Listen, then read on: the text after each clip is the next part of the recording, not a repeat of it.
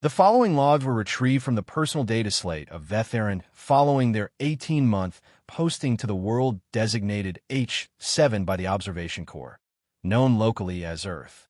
They have been reproduced in full at the request of the Diplomatic Training Institute, who believes they represent, quote, the most complete emotional and psychological record of first contact acclimation we have ever received. The Institute has declined to specify whether this is a compliment. Asterisk, asterisk, asterisk. Day 1, arrival. I have arrived. The assignment is a school. Specifically, I am embedded as a student at what is called the Royal Fire Nation Academy for Boys in the capital city of the Fire Nation. I have been given a cover identity, a human appearance via standard biomodification, and a uniform. The uniform is red and itches. My mission is to observe and record. Simple. The Corps believes passive observation in a civilian educational setting will yield valuable cultural data without the risks of a military or political posting. I have been here 4 hours. I have already revised my threat assessment twice. My roommate is a 13-year-old named Ryu. He seems friendly. When he unpacked his belongings, he set a small flame in the center of his palm to use as a light because, and I quote, the window doesn't catch the afternoon sun well. He did this without looking up from what he was unpacking. I have composed a preliminary report and flagged it urgent. Asterisk, asterisk, asterisk. Day 4. I have done more research into this world's capabilities. I should have done this research before arriving. That is a failing on my part. The humans here have what they call bending. Approximately 1 in 3 humans can manipulate one of 4 fundamental natural forces using their own body and will. Fire, water, earth, air. They are born with this ability. They train it like a muscle. By the time a child reaches adolescence, they are, by any reasonable military classification, a weapon. My roommate Ryu is 13. He can sustain a flame for 9 minutes without visible effort. He used this skill this morning to warm his breakfast because the dining hall opens too late for his schedule. He complained that the egg was slightly overcooked. I want to file a second urgent report, but I was told to limit those to once per week. Asterisk, asterisk, asterisk. Day 9. First day of formal classes. I was placed in the standard cohort. My cover as a late transfer student from a provincial city has been accepted without question. Humans, I have noticed, are not particularly suspicious of one another. They are too busy. The morning opened with a class called Fire Control and Form. The teacher, Master Joran, is a compact man in his 50s with a scar above his left eye and the particular stillness of someone who has never in his life been surprised by anything. He walked to the front of the room, clasped his hands behind his back, and told us to pair up.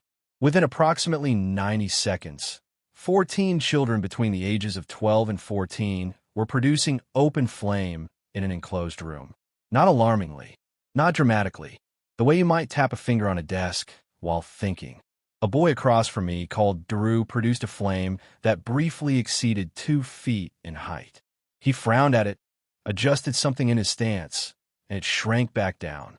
Master Joran passed behind him and said, "Less shoulder, more core." Doru corrected it immediately. More core, made the fire smaller and more controlled. I have written this down. I do not fully understand it. I do not think I want to. Day 17.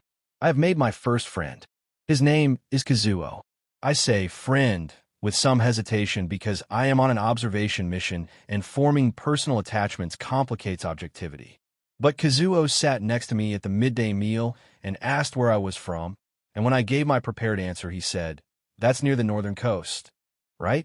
The fishing there is supposed to be incredible, and then launched into a 12-minute explanation of his family's fishing tradition. And by the end of it, I had agreed to help him with his history assignments in exchange for him explaining things to me that I was clearly confused about. He has not asked why I seem confused about things a person raised in this nation should already know. I think he simply assumes I am not very bright. This is useful. Kazuo is not a bender. In a nation of firebenders, he is what they call a non-bender. I expected this to make him somehow lesser in the social order. It does not, particularly.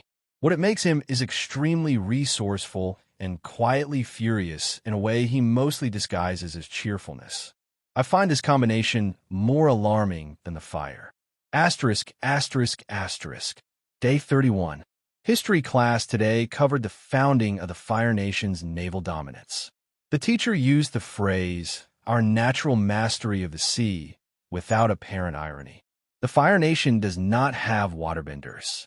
They cross oceans using ships, fire-powered engines, and what appears to be sheer collective refusal to acknowledge that the ocean is dangerous. Their sailors go out in vessels of metal and witness storms and see creatures and just come back, usually with resources and maps of what they found. I mentioned to Kazuo after class that the ocean must be frightening for sailors who cannot bend water. He looked at me like I had said something strange. "Why would you need to bend the water?" he said. "You just don't fall in." I've been thinking about this for several hours. Day 45. There's a war. I knew this academically from my briefing documents. The Fire Nation has been at war with most of the rest of the world for approximately 100 years. 100 years. I keep returning to that number. The Observation Corps was aware of this conflict, but classified it as a regional territorial dispute in my assignment materials. It is not a regional territorial dispute. I have looked at the maps. The Fire Nation has colonized most of the world's landmass. Kazuo talked about it today without much emotion, the way you discuss weather. His older brother is in the army. His father fought before his brother. The war is simply part of the texture of life here. Ordinary. Expected. I asked him if he thought the war would ever end. He was quiet for a moment. Then he said, "Everything ends. The question is who's left." He said this while repairing a hole in his sock. Then he went back to repairing the sock. I filed an urgent report, and I do not care that it is my third one this month. Asterisk, asterisk, asterisk. Day 58. Something happened today that I am struggling to categorize. There is a student in the year above mine. His name is Iro. He is perhaps 15, broad-shouldered, always eating something quick to laugh. He is considered one of the most talented firebenders in the school, possibly in the city. I witnessed him today in the practice courtyard. He was running a solo form. The fire he was producing was, I will attempt to describe this accurately, the color of the sun at noon. Not orange, not red, a deep, true gold that I have no instrument calibrated to measure. The heat of it was perceptible from across the courtyard. The other students stopped to watch, not out of fear, out of what I can only describe as aesthetic appreciation. Several of them nodded. One said, "There it is," to nobody in particular.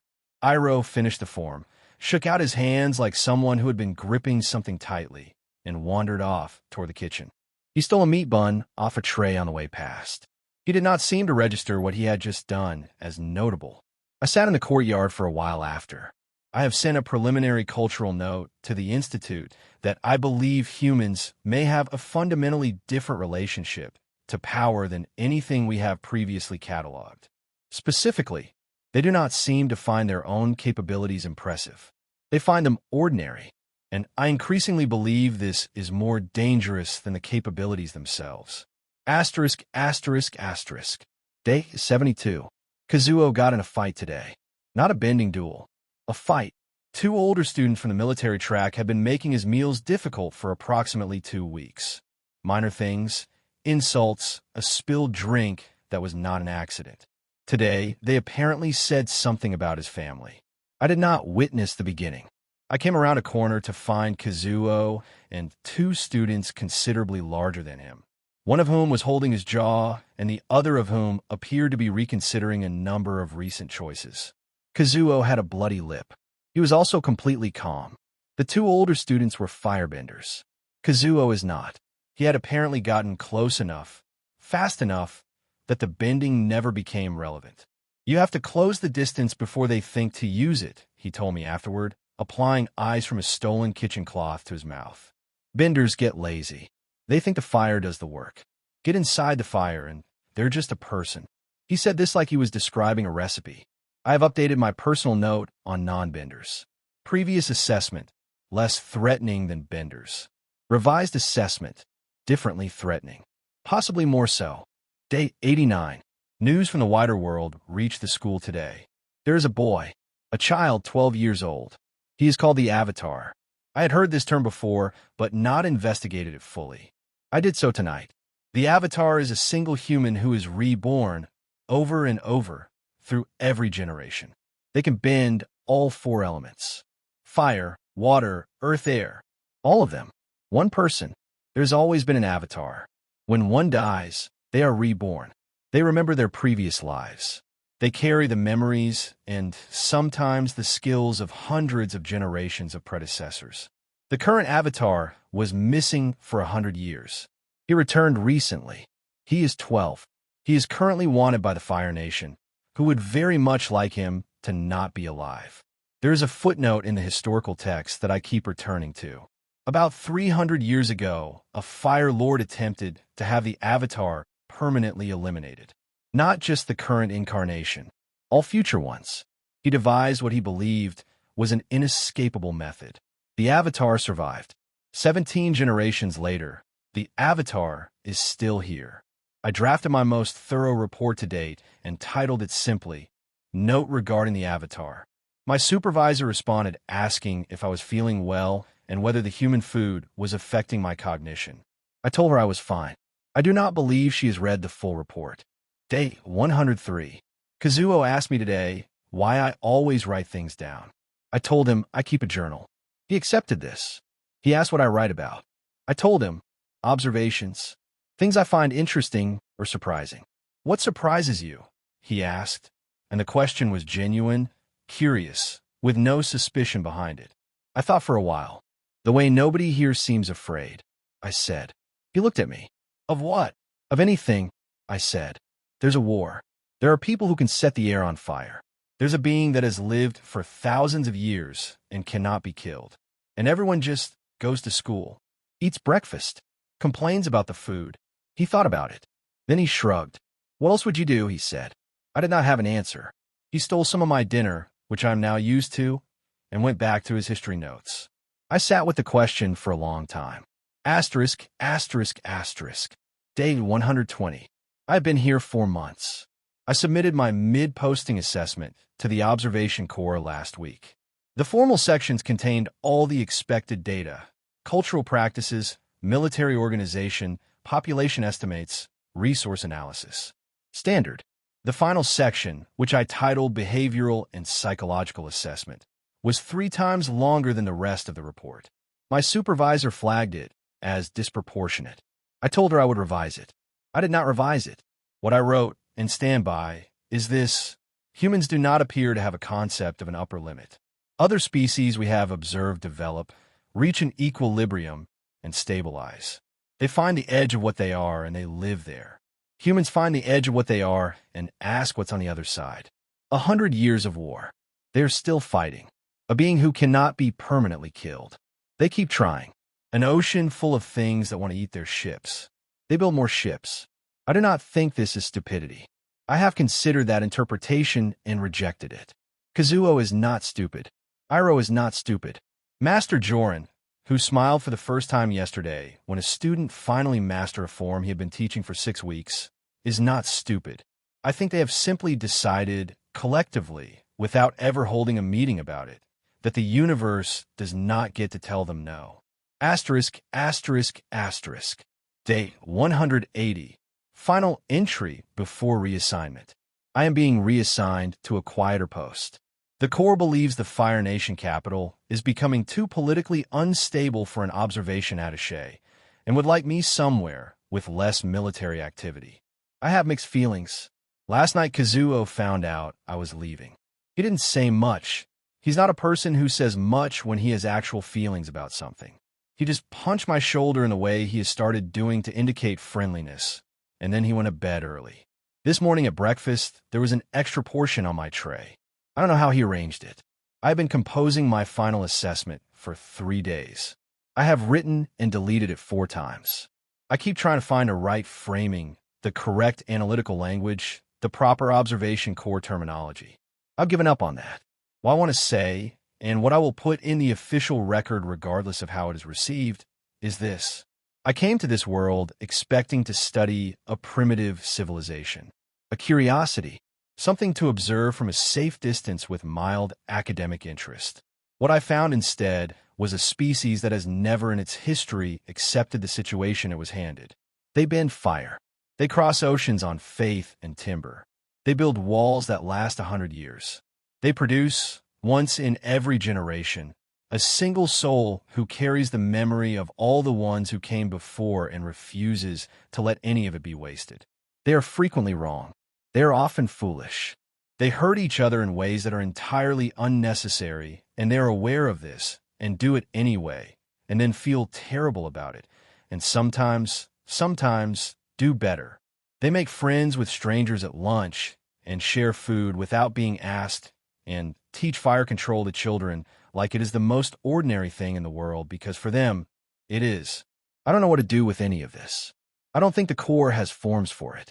I think the universe has very little idea what it made when it made humans. I suspect the universe will find out, eventually. I think it will be surprised. I know I was.